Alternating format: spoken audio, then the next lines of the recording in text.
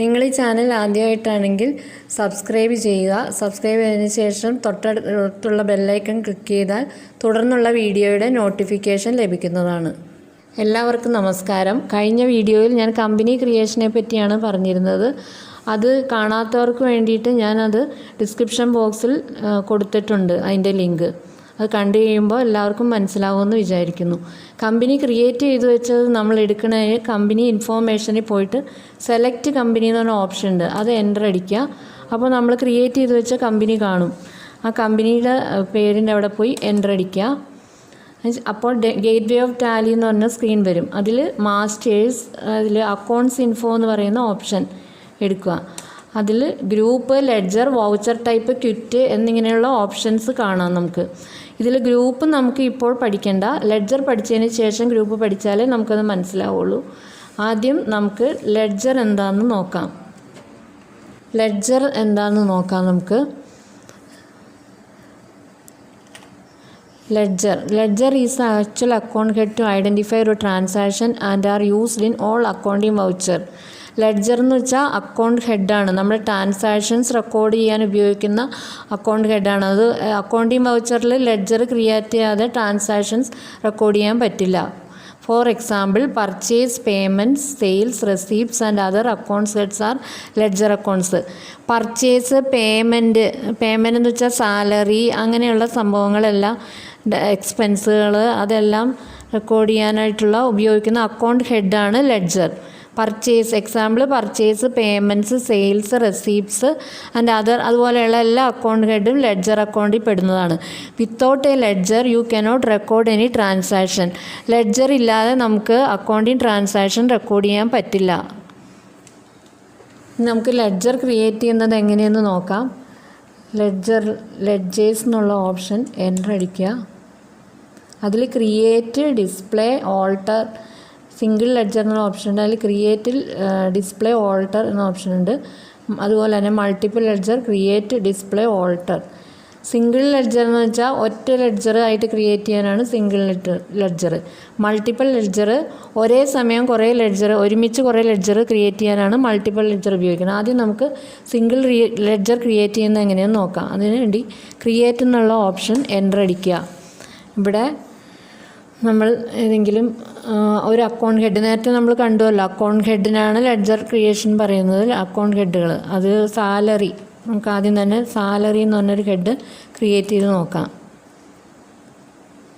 Salary എന്ന് പറഞ്ഞാൽ അത് ഇൻഡയറക്റ്റ് എക്സ്പെൻസ് വരുന്നതാണ്. അപ്പോൾ അണ്ടർ എന്നുള്ളത് ഇൻഡയറക്റ്റ് എക്സ്പെൻസ് ഇവിടെ സെലക്ട് ചെയ്യുക, എൻ്റർ അടിക്കുക. ഇൻവെൻട്രി വാല്യൂസ് അഫക്റ്റഡ്, അതെല്ലാം നോ കൊടുത്താൽ മതി. ഇൻവെൻട്രി വാല്യൂസ് ഒന്നും അഫക്റ്റ് ചെയ്യുന്നില്ല.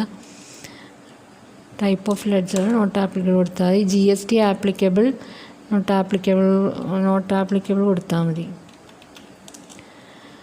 സെറ്റ് ഓൾട്ടർ, സാലറിക്ക് GSTയുടെ എഫക്റ്റ് വരുന്നില്ല, അതുകൊണ്ട് അതൊന്നും കൊടുക്കണ്ട. ഇവിടെ നെയിം ആൻഡ് അഡ്രസ്സൊക്കെ കൊടുക്കാൻ പറ്റില്ല. എന്താണെന്ന് വെച്ചാൽ പാർട്ടിയുടെ പേര്, അതായത് സൺഡേ ഡെപ്റ്റേഴ്സൊക്കെ കൊടുക്കുമ്പോഴേ നമുക്ക് ഈ മെയിലിംഗ് അഡ്രസ്സിൻ്റെയൊക്കെ ഉപയോഗം വരുന്നുള്ളൂ. കൺട്രി, അങ്ങനെയുള്ള സംഭവങ്ങളൊക്കെ, ടാക്സ് രജിസ്ട്രേഷൻ, ഇത് ഈ എക്സ്പെൻസ് ഹെഡിന് അതൊന്നും ആവശ്യം വരുന്നില്ല. ഇനി നമ്മളത് ഓപ്പണിംഗ് ബാലൻസ് ഇല്ല, ഇത് റവന്യൂ എക്സ്പെൻഡിച്ചർ ആയതുകൊണ്ട് ഓപ്പണിംഗ് ബാലൻസ് ഇല്ല. ഇതിന് ആക്സെപ്റ്റ് യെസ് കൊടുക്കുക. ഇനി അടുത്ത ലെഡ്ജർ ഏതെങ്കിലും കൊടുക്കുക. അഡ്വർടൈസ്മെൻറ്റ് എക്സ്പെൻസ്,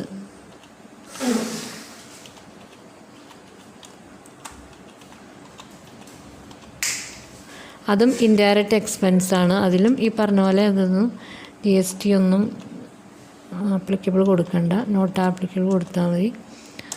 എൻ്റർ അടിച്ച് പോവുക, ആക്സെപ്റ്റ് യെസ് കൊടുക്കുക. അടുത്തതായിട്ട് നമുക്കൊരു പാർട്ടിയുടെ പേര്, സൺഡേ ഡെപ്റ്റേഴ്സ് ക്രിയേറ്റ് ചെയ്യാം.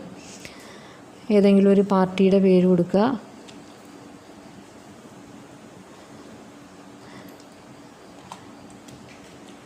S&S കമ്പനി, അത് നമ്മൾ സൺഡേ ഡെപ്റ്റേഴ്സിൽ കൊടുക്കാം.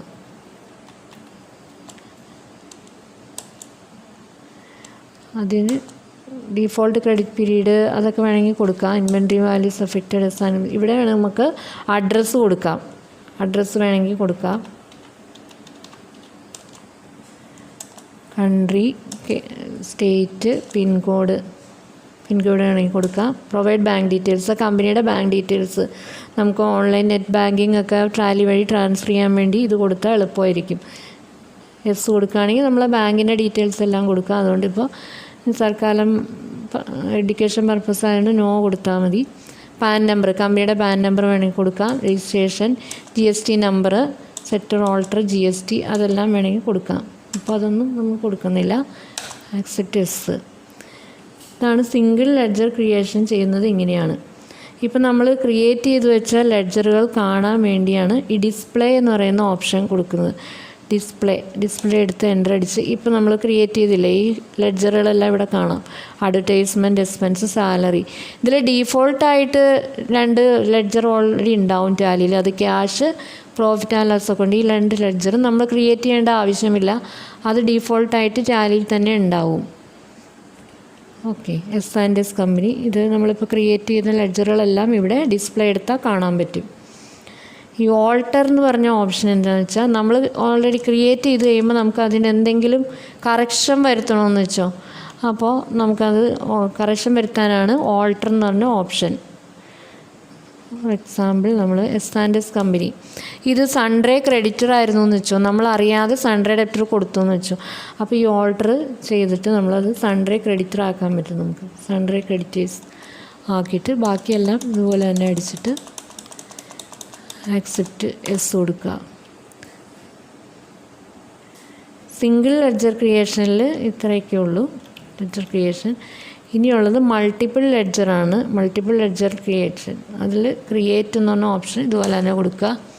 അണ്ടർ ഗ്രൂപ്പ്, ഏത് ഗ്രൂപ്പിലാണ് നമ്മൾ കൊടുക്കാൻ ഉദ്ദേശിക്കുന്നതെന്ന് വെച്ചാൽ അത് കൊടുക്കുക. Direct expense, direct income, expense indirect, ഇതിലേതിൽ വേണമെങ്കിൽ നമുക്ക് കൊടുക്കാം. ഇപ്പോൾ നമ്മൾ നേരത്തെ ഇൻഡയറക്റ്റ് എക്സ്പെൻസ് അല്ലേ കൊടുത്തത്, ഇനി നമുക്ക് ഇൻഡയറക്റ്റ് ഇൻകം കൊടുത്തു നോക്കാം. Under group indirect income. Indirect income എന്ന് പറയുമ്പോൾ കമ്മീഷൻ, എക്സാമ്പിളായിട്ട് കമ്മീഷൻ എന്ന് പറഞ്ഞൊരു ലെഡ്ജർ നമുക്ക് കൊടുക്കാം.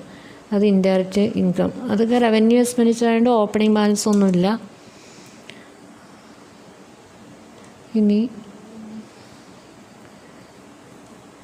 ഡിസ്കൗണ്ട് റിസീവ്ഡ്, അതും ഒരു ഇൻഡയറക്റ്റ് ഇൻകം ആയിട്ട് എടുക്കാവുന്നതാണ്. Discount indirect income. ഇങ്ങനെ ഒരുപാട് കുറേ ലെഡ്ജർ ഒരേ സമയം ക്രിയേറ്റ് ചെയ്യാനാണ് ഇത് നമ്മൾ ഉപയോഗിക്കുന്നത്. ഇപ്പോൾ ക്രിയേറ്റ് ചെയ്തിട്ട് എത്ര വേണമെങ്കിൽ നമുക്ക് ക്രിയേറ്റ് ചെയ്യാം. എന്നിട്ട് ആക്സെപ്റ്റ് എസ് കൊടുക്കുക.